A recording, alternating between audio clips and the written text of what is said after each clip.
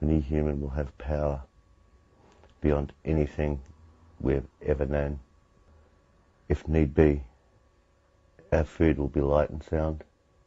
We'll be able to levitate. We'll live for up to 5,000 years. And we'll be telepathic. When this kicks in, it will be quick.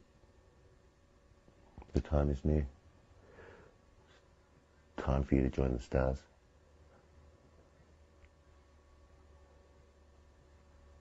It's time for the bad to leave and the good in humanity to come out.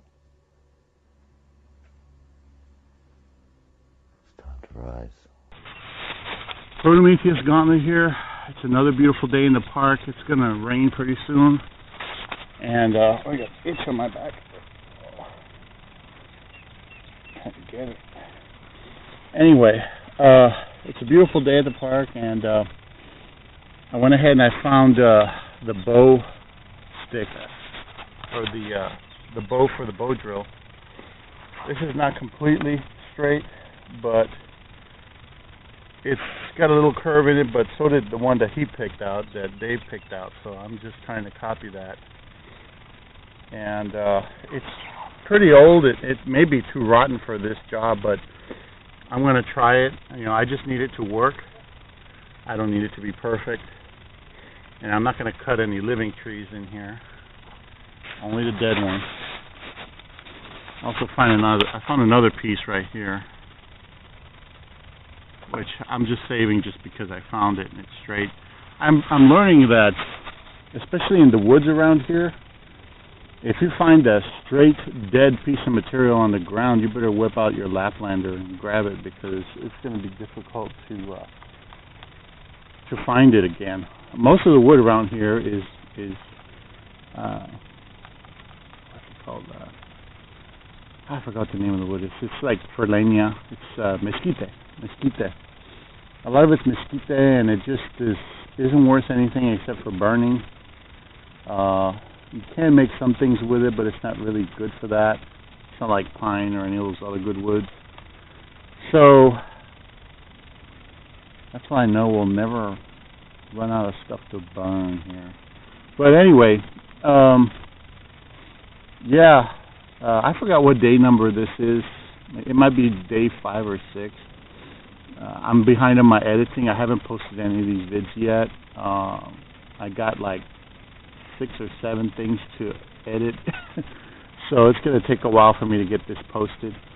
But I'm going to use my axe to take all the extra little things off, and I'm trying to use my axe as much as possible so I can get used to chopping.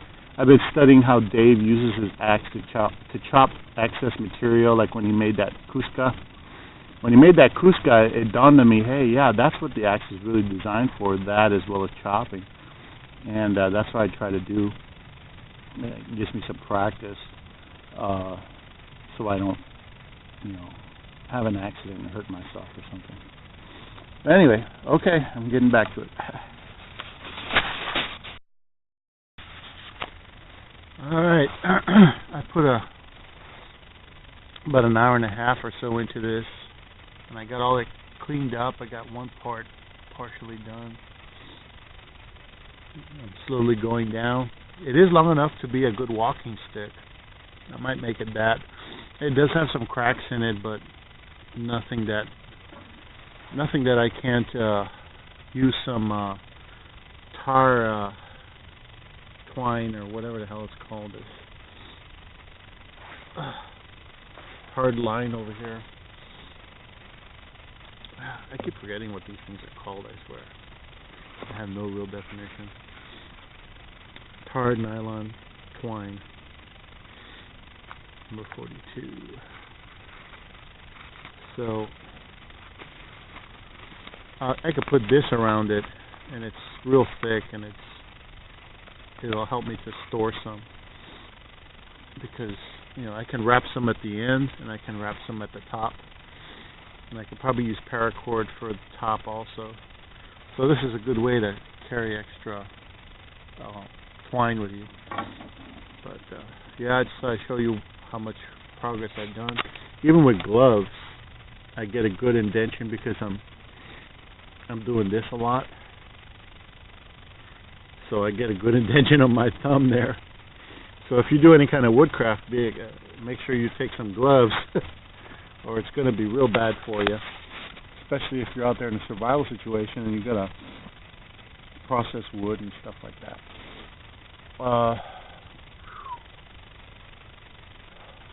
So beautiful out here, but the forest could look nicer. So much dead stuff just right here in this little picnic area. You know, like that can be broken down. It doesn't have to be there. You know, but nobody wants to come out here and work, and nobody wants to contribute to the environment. Everybody wants to take from Earth, but nobody wants to give. That's life. Well, there's consequences to everything. Alright, I finally got all that bark off.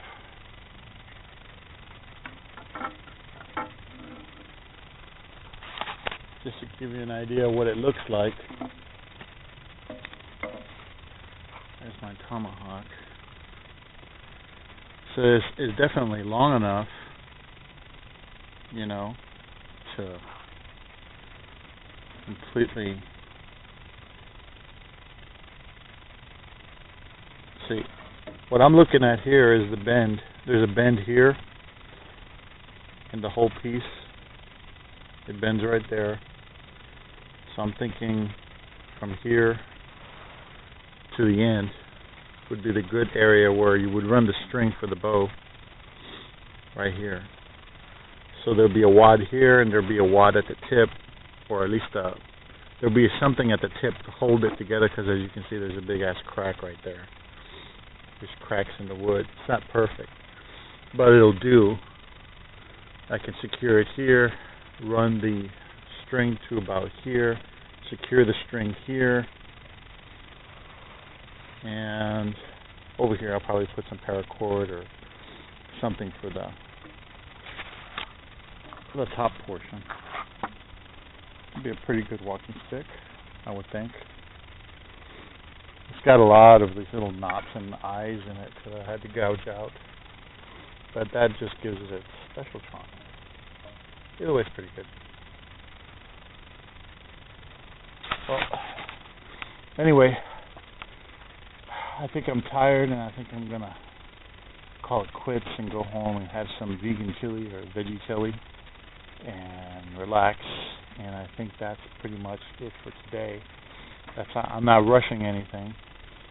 I'm going to take it home and measure it. I'm going to see Dave Canterbury's video again. And I'm going to take some more measurements. I'm going to eye it basically based on what I see in the video. And I'll just kind of fool around with it and see if I can get a straighter edge. But I'm pretty sure that it's as straight as it's going to get. And it shouldn't be too bad. I'm pretty sure that this bend right here, this distance right here, is good enough, because he said it should be from your armpit to the end of your arm, and that's pretty much the same length as mine. So I think that'll work. And yeah, it's all perspective, I guess. Well, anyway, that's this day, what I accomplished today. So now I have the spindle, I have the baseboard, I have that bit that goes on top, the holder, the handle. So I have those three, and now I have the bow. All I have to do is try to get rid of as many bumps as I can in the material, which is going to take a while because it's quite a lot of material. Mostly on the spindle and this. I don't know if I should use some sandpaper or something like that to try to get some of that out, or if I should just try it without it. It just depends. So, yep, that's it. I'm going to go ahead and take off, and you all have a wonderful day. Thanks for watching the video.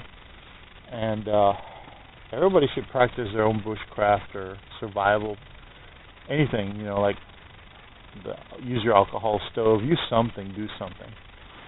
You know, come to the park and drive around on the bikes. There's some people on the bikes. See, that's going to be us in the future right there. On our bikes with a backpack, hoping we don't get run over. No, I'm joking. You never know. Bug out vehicles vary. There's like a giant tricycle that Mexican guys, what they'll do is, this is from Laredo. I don't know, it's not in San Antonio. But in Laredo, because people cross the border all the time, there used to be these guys in these real big tricycles. They're huge, and they would carry cardboard. They would carry layers of cardboard to and from Mexico, and they would sell the cardboard, and that's how they make their money. And I remember seeing them, and I thought, man, if that thing has got to be fragile. But the thing is, it's big enough and it's strong enough to carry quite a bit of material, a lot more than a bug-out bag. You can carry a lot of food on that. And I don't know, I was just thinking about it, because I'm thinking about bug-out vehicles. You know, what if an EMP happens and all our vehicles that have these little computers in them fail? What are you going to do? So it's just something to think about, because, you know, other than that, you're on foot, and if you're on foot and you got a bad ankle, like somebody I know, then you could be screwed, you know. So, you know, definitely don't want to walk with all that weight on your back. That's why I would like the idea of a dolly with big wheels on it, you know. You can carry that with no problem. As long as it has big wheels, it doesn't turn over, you're good. But anyway, all right, have a good one. Thanks for watching, guys. Bye-bye. Hey, guys. Prometheus Gauntlet here. I'm going to try to burn in the bow drill. And let me show you what I managed to create.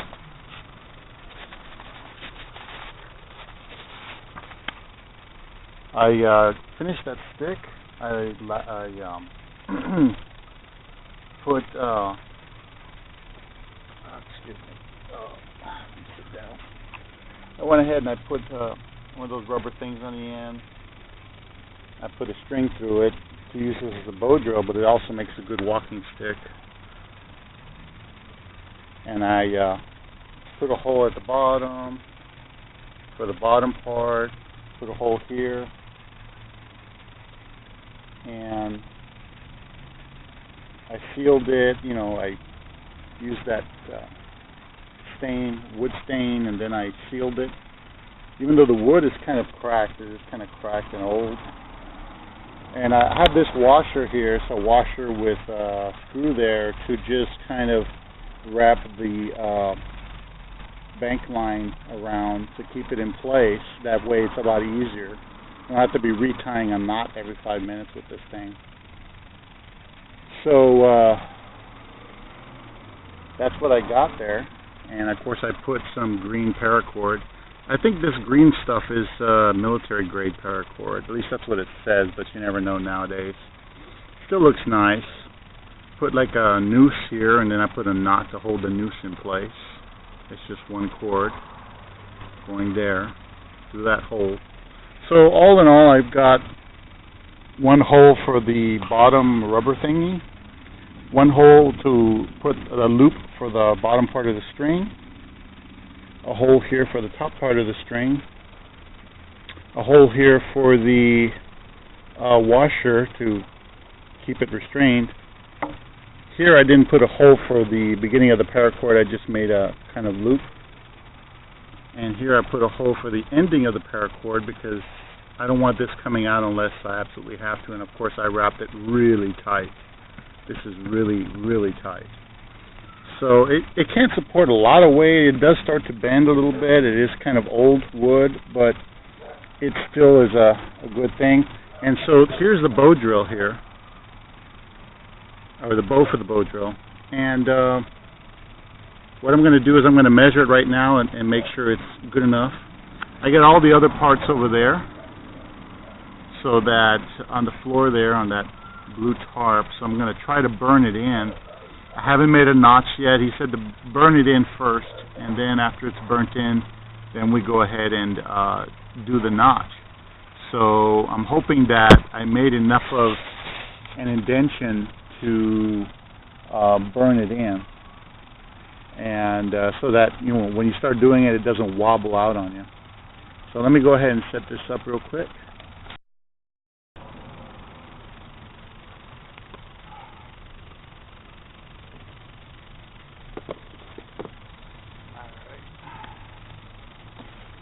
Foot's supposed to go like here. Let's see, I don't fall over. There's the top part. Oops. Doesn't look good.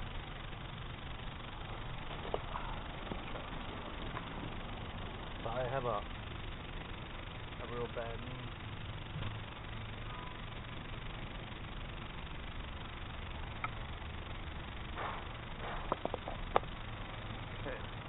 Ready? It's easier to imagine doing it than actually doing it. It might not be deep enough. It's going all over the place, and I'm just going real slow. Yeah. I don't think they're deep enough. That or this is too flat. Maybe too flat, I'm not sure. That could be too flat too. So what I'm going to do is I'm going to try to cut it deeper and make it more rounded, and then I'll try it again tomorrow. I got a good idea about this. It should work, but you know,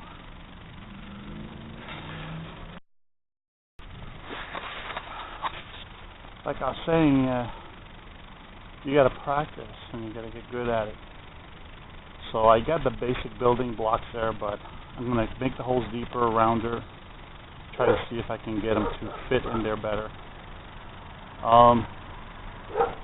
And we'll try again tomorrow. Oh, man, it's a bitch just to get down on my...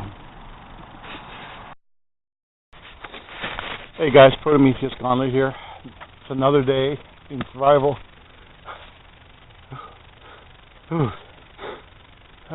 Cheater.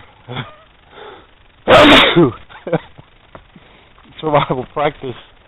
Oh, I forgot what day it is. I think it's 7, 8, 9, 10, 15, I don't know. I just number them on the computer. I went for a walk in the woods here in OP Chatnell Park. I found some good dead wood for burning. I might cook some stuff later.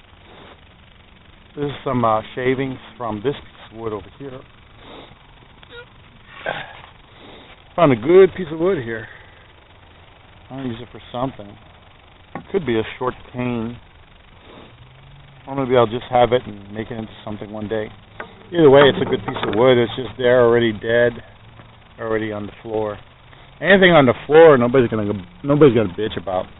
And on top of that, I had cut this piece off, and guess what that reminds me of? Anybody who was a kid had a slingshot at one point in time.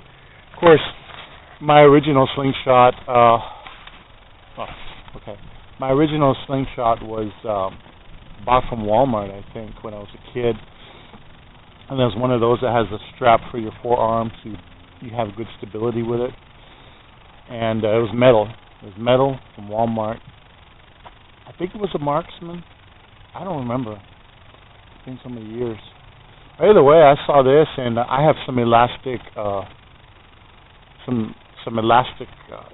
tubular elastic stuff that they use. I forgot what they're called.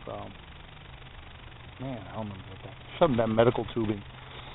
And I got a bunch of it from the Home Depot or Lowe's, and I cut it up to make it as part of my little medical kit, but I cut everything a little too short, and they're okay, but they're too short by about maybe 6 inches. So that would be perfect for this thing. Just tie them on there, tie them on this side. Basically, I have to dig up some of Joe Sprague's, I think his name is Joe Sproggs, the Slingshot channel guy. I'll look up some of his videos and see if I can copy his basic design. He should have some real easy basic designs that should fit this. And this wood is not completely dead. No, it's dead. It's just moist. That's what it is. It's wet. Yeah, that's what I'm feeling. So I have to let it dry out a little bit more. But just showing up one day. I do have some scraps. I did collect some dead grass and stuff for a bird's nest. I'm going to make a bird's nest, put that in there, and see if I can start it using the bow drill. I increased the size of the holes on the bow drill on the spindle. I shaved off some stuff on the spindle. I increased the holes for the spindle on both ends and made it deeper. So now it shouldn't pop out. Before, as you recall, that it would pop out and it would fail. So now it shouldn't pop out. So now it'll be really squeaky at first, but eventually it'll start to smoke, and then I'll make the notch in it and go from there. And I should have worn my gloves to do this. Look at this. This is what happens when you don't wear gloves. And if you're in a survival situation, you don't want that to happen, because that means you got to waste a towelette, or you got to get a rag dirty that you may need later to use on a wound. Thankfully, we're not in a survival situation, so it's not a big deal now. But you want to use your gloves whenever you can to, prevent getting marred at all. But yeah. Whew. Okay. Gotta breathe. Since I came to San Antonio, I got cedar allergies, and it comes and goes. It depends on where I am and what time of year it is. But it was never this way before. Laredo is a very dry, arid region, almost a desert-like environment. So there was nothing over there there was nothing to go through the air over there. There was no oak or anything like that I know of. I never saw anything like that. But unless you went out to the bush country. But there's not a lot over there. There's hardly anything at all. It's desert. But anyway, I'm feeling better. Whew. We get some fresh air in there. And let me go ahead and set everything up, and we can see if we can burn in that hole first, and then after that we'll cut the notch, burn the hole, cut the notch, make the ember, put it in the bird's nest, and see if we can do that same process Dave Canterbury does. And later on I'll make a project, of course, out of this Slingshot. We're trying to do survival. I mean, shoot, this might be able to take down small game. Of course, good luck finding rubber in the wild. You probably have to use rubber from an old tire, like an old-fashioned tire that has a tubing in it or something. But anyhow, all right, let me go ahead and do that and keep breathing. The hardest part for me is getting down on my knees. Thankfully, I have this big cushion here. We're going to try this again. Get this rock out of the way. We got the top here. This time it should not give me any problem. Here we go.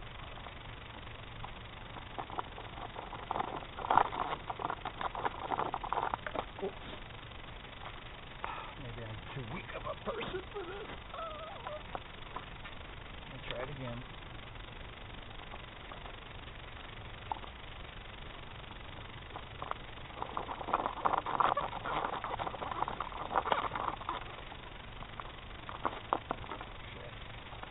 Keeps rolling out. I hate to have to make it any deeper, but if I have to, I have to. Oh, shoot.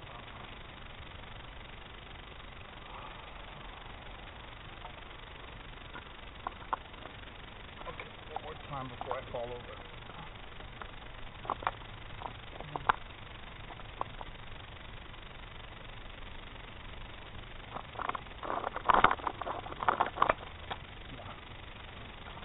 It keeps popping out. Maybe I'm just too weak for this. Shit. Well, let me try to play around with it some more and see if I can do better. Try to make the hole wider or something.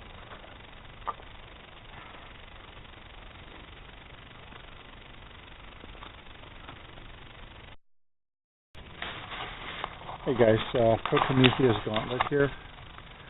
I made everything a little deeper, and I tried again earlier, and I'm studying the material and how the wood interacts.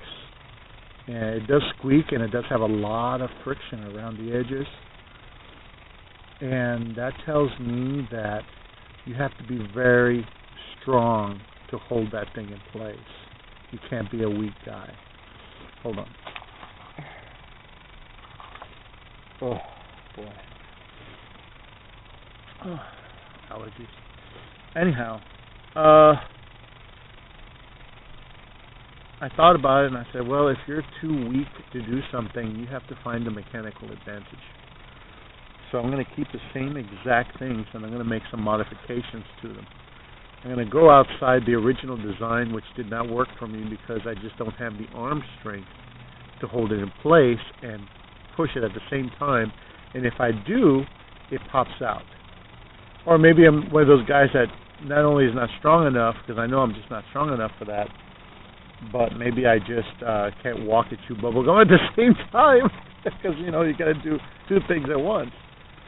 But I have an idea using a piece of paracord to tie the bottom board and the top board together to help keep it in place while that thing is in there, and that way it'll help me stabilize the platform and keep it sandwiched together to three pieces. And I'm going to cut a groove in the respectful areas and try to do it that way. I still have to apply pressure and hold it in place, and I have a couple of other designs I could think of, like a V design with a wedge on it, or not a wedge, a hinge on it. But that'll be for maybe a later project where I make this more convenient. I'm just trying to get these materials to work, because I'm going to pretend this is all I have, and a piece of paracord. So I'm going to redo it. It'll take me some time, and then I'll wrap it, and I'll try to be quick about it so I can try to squeeze it in this day. But yeah, all you can do is try to find a mechanical advantage. Excuse me. And boy, that's what I'm going to do. And if I could finish it right now real quick, I'll do that, and I'll show it to you. I'll get my mallet out and try to hammer it out. Alrighty. Anyway, sorry about that. The battery went out. Like I was saying, here's where it's supposed to go. I'm going to make a groove on the top part right here to hold the paracord in there, and a groove here on the sides and on the bottom and right here, just big enough to hold this paracord in place. And I'm going to put this noose in there and hold it in place, and hopefully it'll work.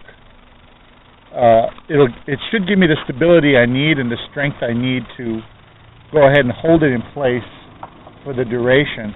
And when I'm holding it in place like this, okay, I'm holding it in place, I should only have to put pressure this way, because this other part would be tied down, so I'll just have to put pressure in one direction. I'm thinking that will help. Normally you'd want this completely stabilized, and that's why I'm saying that maybe like a V clamp, or a wedge, not a wedge, a hinge, a kind of a hinge thing would probably do better for people that don't have a lot of strength to just hold this thing in place. So anyway, let me go ahead and make this groove, and we'll see what we can do. Okay, here we go. As you can see, the paracord's held in place by the grooves. I'm just putting pressure in one area and it stays.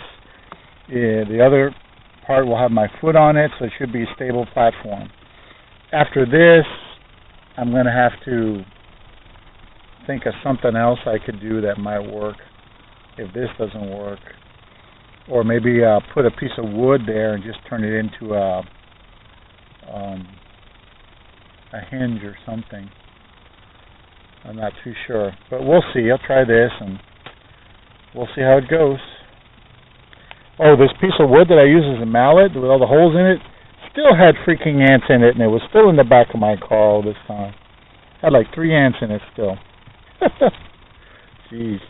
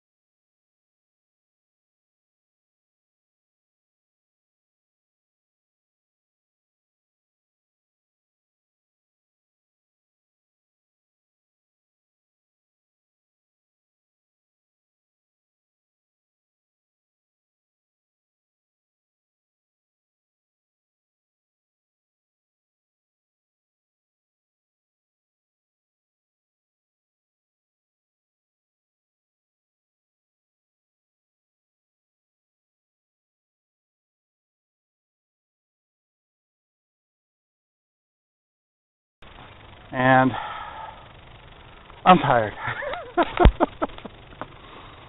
This is what I learned from this experience.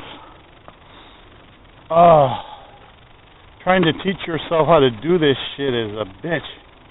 But it's worth it because you learn as you go. I learned I wasn't strong enough for this. Then when I tried to adapt, I adapted too well to where it won't move the spindle at all. The string is putting power on it, but the friction in the spindle is greater than the string's energy. So,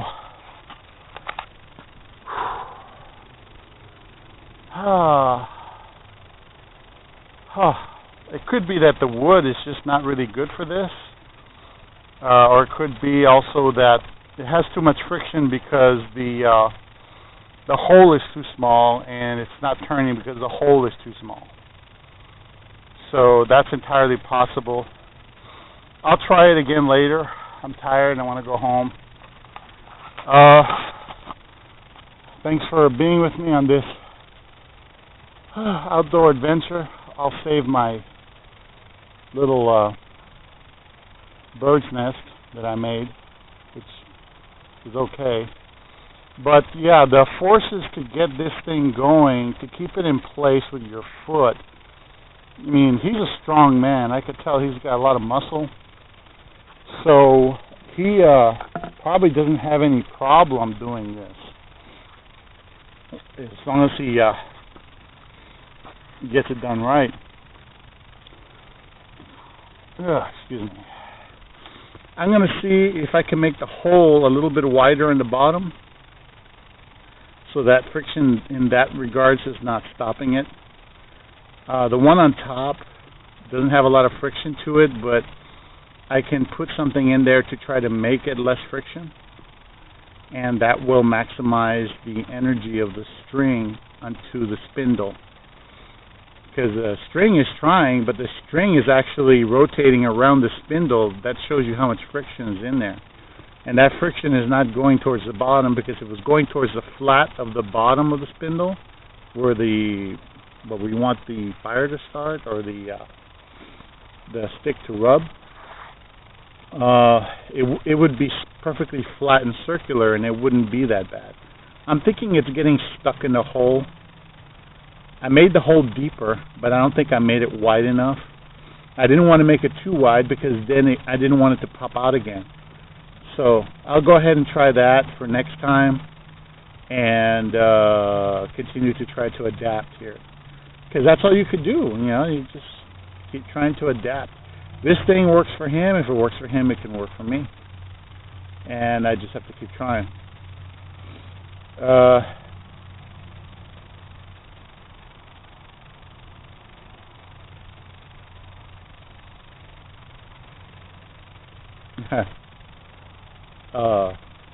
Well, I just dreamt up a different way I could do it, but I'm not going to make a new hole. I'm just going to try this one until I'm convinced that it doesn't work, but it should work, because there shouldn't be any reason why we get stuck on the sides or anything like that. I could also take some meat off the spindle itself towards the bottom instead of widening the hole and see if that does it. So I'll play around with it and try to get the flat end at the bottom of the spindle to hit the flat base of the hole, because that's the only place there should be any friction. We don't want friction anywhere else. And that's it. Well, thanks for hanging in there. I appreciate you. Oh, boy. Boy, boy, boy.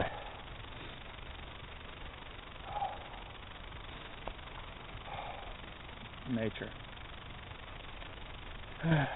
Until next time.